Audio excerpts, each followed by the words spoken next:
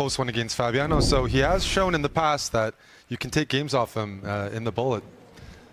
We'll see if Denis he's probably been training every time control, but you know, Magnus has, he can bleed in bullet. And I think the last segment kind of set the stage because there were more decisive games than the very first segment. Yeah, and now the pressure is on in the sense that I think it really starts to become reality. When only the bullet remains, you can't keep making those draws. It's more likely that a game that might have been drawn before, Eric, might now turn into a loss because of excess risks that just have to be taken as things are underway and already we're getting something fresh. You've commentated many SEC matches. It's a 6-point edge for Magnus, but we've seen leads like that shrink a bit. I know we're talking about Magnus here, and it's a bit harder, but it's happened. No, we have to talk about the reality, which is that it has happened. We have seen leads like this disappear in the bullet segment. Whether or not it will happen here remains to be seen. That's what this game in front of us is all about. Getting off to a good start, Eric, in the bullet is absolutely key. It really sets the tone, and especially just for your mental, because bullet, a lot easier to tilt and have the previous game affect the next one. Well, already a tough spot for Denis here. He just loses that d6 pawn, and there's no compensation. No, at this point, you're hoping for the right imbalance with minor pieces because the material is just immediately an issue here. F4 to kick out that knight as well. Kick that knight back to d7, but at this point, I think you could probably just cement that knight on d6. Because you were talking about a good start, and this is not a good start. This is an easy-to-play position for White. Yep.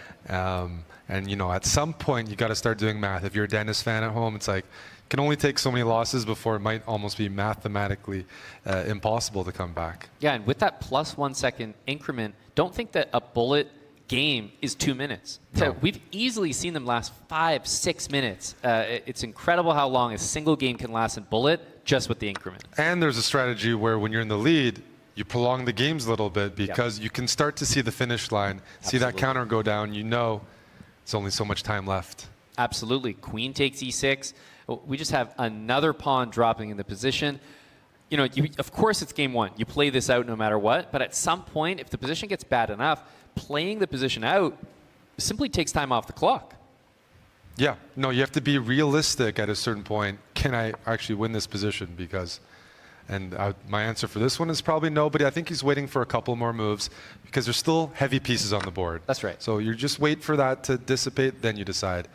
Yeah, this right here, queen takes c6, the rook on f7 is hanging. I was going to say there is bishop d6 in order to try to win some material there, but you don't need to have finesse at this point. Just about anything should get the job done. That c-pawn is passed. The king is running out into the open here. This is all Magnus Carlsen in the first game of bullet.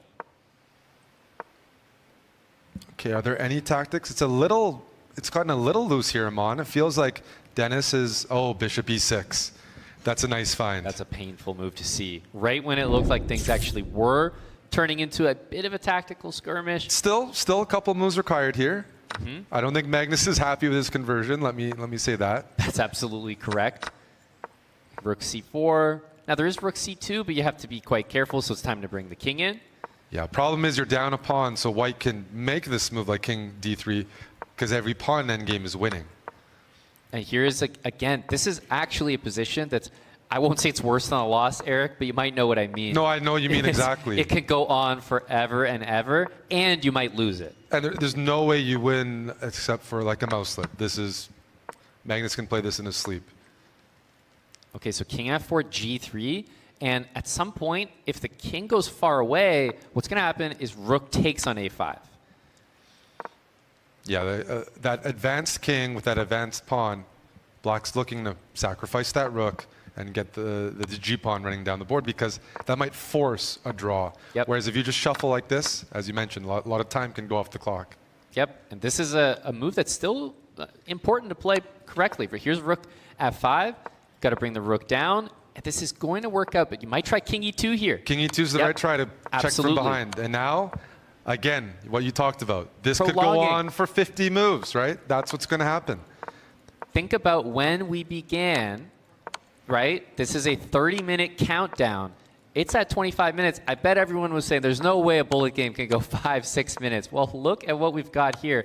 This is not what Denis is looking for. To be honest, just about the worst start that you could have to the segment. For sure. It's a very easy endgame to hold, but yeah, the opportunity cost, the opportunity cost of all that time is very significant here. Yeah, because you could lose a quick game and win one in the time that it's taken for all this to happen. Magnus is absolutely going to play this one on as long as possible. Just by reaching this end game, probably 1.5 minutes to 2 minutes will disappear. Yep. And the score won't change in terms of the deficit. 12.5 to 6.5 if things go as we expect. This looks like it's about to be a 5.5, 6 minute game. Remember, the amount of time that is on the clock for Magnus can just be, you can wait that out at the end. Yeah. Here we go.